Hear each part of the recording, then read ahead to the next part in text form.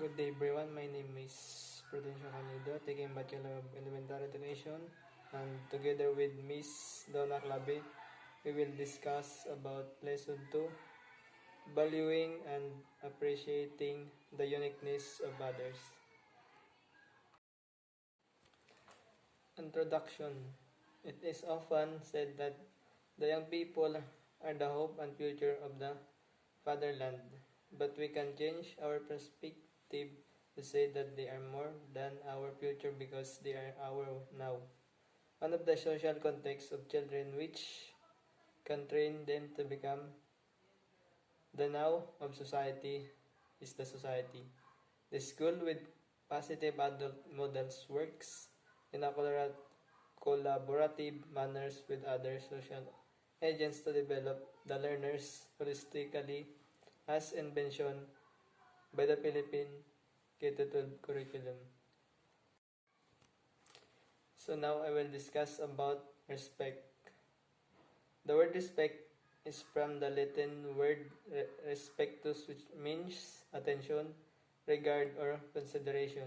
It can be defined as system for or a sense of the word or excellence of a person, a personal quality or ability, or something considered as a manifestation of personal quality or ability.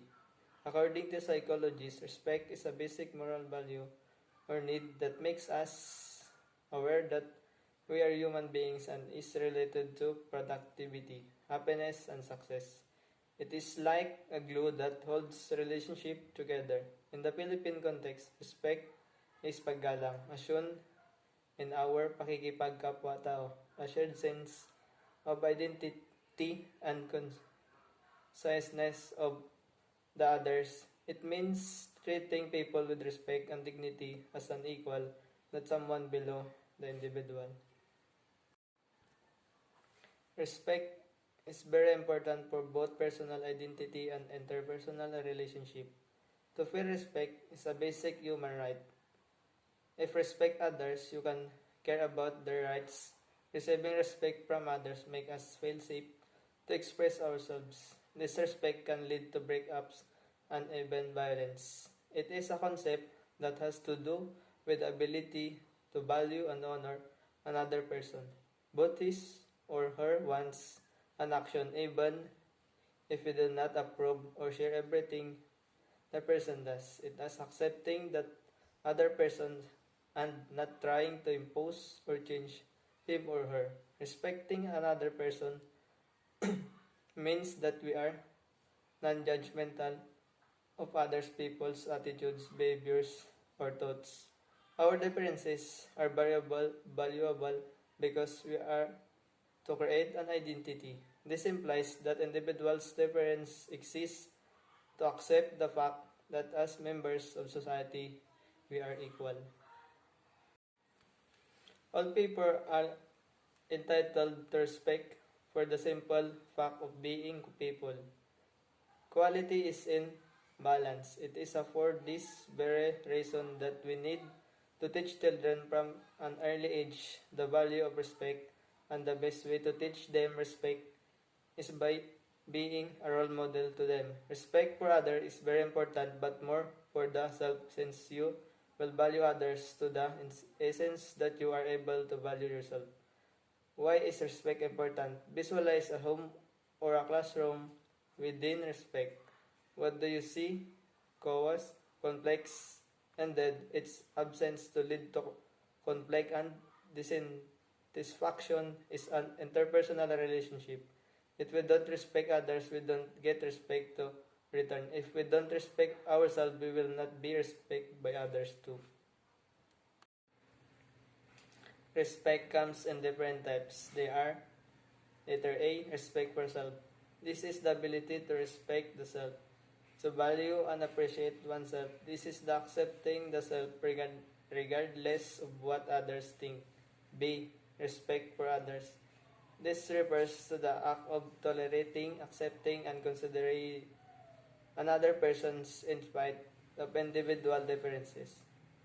Example are respect for parents, men, women, equally, teachers, older Older person, religious beliefs for people with varying sexual orientation or LGBT and etc. C. Respect for social norms. This is the ability to respect all forms that govern society. Some examples include respect for courtesy rule inside the classroom, traffic rules, or health protocols during the COVID-19 pandemic. D. Respect for nature. This covers appreciation of the environment. Examples include knowing who to dispose of our garbage properly, not wasting water or recycling, and etc. E. Respect for family. This implies being able to understand and respect each within the family, and thus being able to live in harmony with each other. Next, F. Respect for values. This refers to the ability to recognize that there are others' beliefs and be able to respect them. This can be seen in our being able to accept varying religious belief. H. Respect for national symbols. This refers to the ability to value and appreciate the symbols of a nation. Do we give respect to the Philippine flag as we sing the national anthem? I. Respect for human being. This refers to the ability to comply with legal norms, respect laws, church dogmas, and belief. How can we tell that respect is present in our relationship? Think of the many situations where we need to get along with others. Next, check it out if the following indicators of respects are present.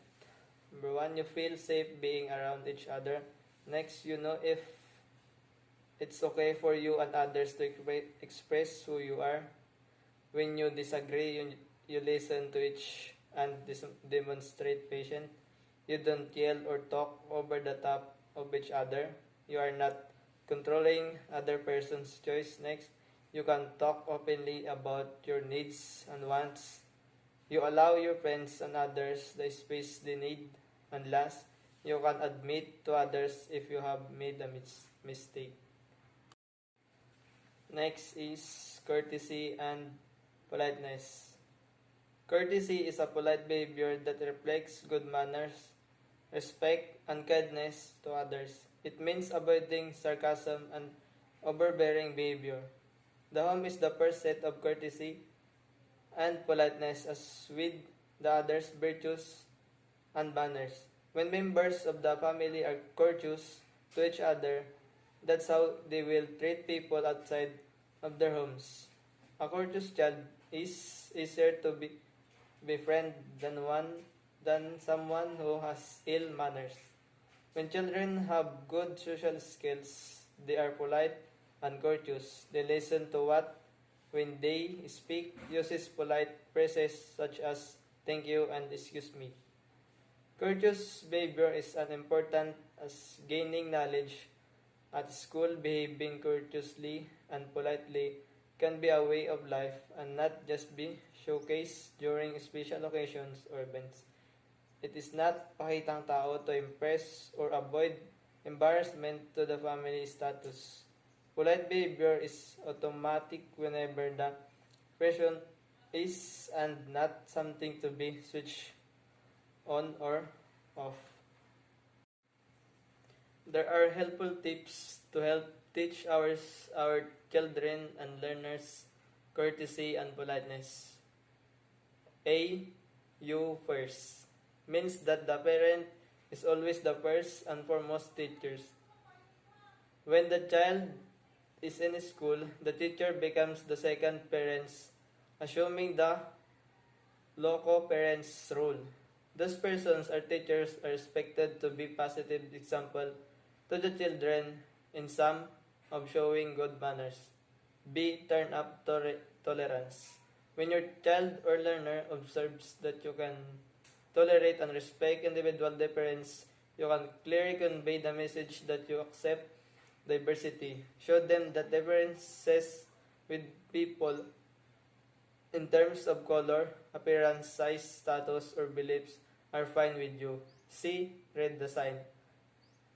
Help children to how to read people's emotional signs. You can act out by showing different facial expression and body languages with the corresponding emotions. Encourage them to pay attention to how others might be feeling. Show them to your examples how to react with courtesy, politeness, empathy, and compassion. D.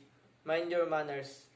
Please, thank you, good morning, and good afternoon greetings never go out of style. If a parent or teacher uses these words, for example, in their daily transaction, delighted response can be solicited from the children. This is not a difficult thing to do but can go a long way. The problem sometimes is when children show courtesy and their actions are not responded to appropriately. E. Lend a helping hand. It's good to encourage children to assist people, especially those in need, such as giving help to an old person or opening the door for someone who carries heavy stuff. A little things all children can do can become bigger in the future. A great future starts now, and it starts with our children. F. Lesson integration. The learning of a manner value can be integrated in a lesson.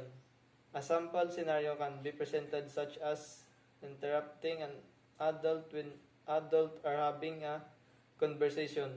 The exercise will involve children waiting patiently for their turn until the adults are done with their conversation. This can be demonstrated in one-on-one situation or in a group settings. G. Tolerance. Tolerance is generally understood as a necessary component of a functioning democracy and stable world order.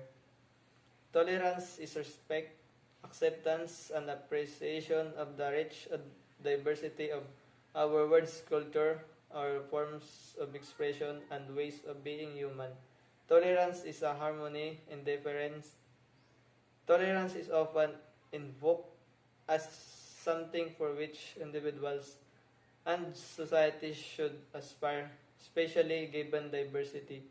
It's in all its form, which is increasingly a feature of contemporary democracies. For children, the specific concept of tolerance that can be introduced, concretized, and internalized according to following age groups include age group 3 to 7 years old. We are all unique and have something valuable to offer and share. Tolerance is accepting others and appreciating differences. Tolerance is accepting others even they will make mistakes. Age group 8 to 14 years old. Peace is the goal. Tolerance is the method. Tolerance is being open and respectful to the beauty of differences. Tolerance is respecting and appreciating the culture of others. Tolerance is mutual respect through mutual understanding. The seed of intolerance are fear and ignorance. The seeds of tolerance is love is watered by compassion and care. Those who know how to appreciate the good in people and situations have tolerance. Tolerance is an act of humility which we must nurture and enact each in our lives every day. Tolerance is the ability to face difficult situations, to tolerate life's inconvenience. It is to let go, be light, make other light, and move on. Tolerance recognizes individually and diversity while removing divisive mass and diffusing tension created by ignorance. For 12 to 14 years old only. So that is the coverage of my report, and the continuation of this report will discussed by Miss Donna Clave. And thank you for listening.